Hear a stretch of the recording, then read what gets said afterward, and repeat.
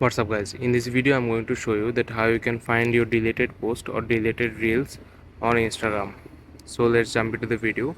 What you need to do, first you have to open up your Instagram app.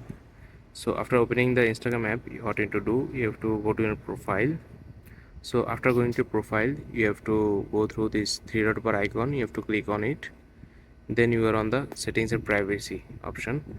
So please guys, make sure you watch the full video and follow every steps that I'm going to show you.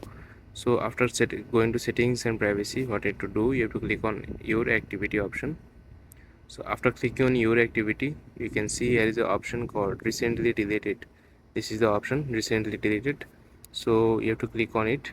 Now all the posts and reels that you have deleted recently in the last 30 days, they will all appear here. You can see them here. Okay, so this is it guys, this is how you can see or find your recently deleted post or reels on your Instagram. So I hope you guys find this video helpful. Please leave a like on this video and subscribe my channel for more video like this. Peace.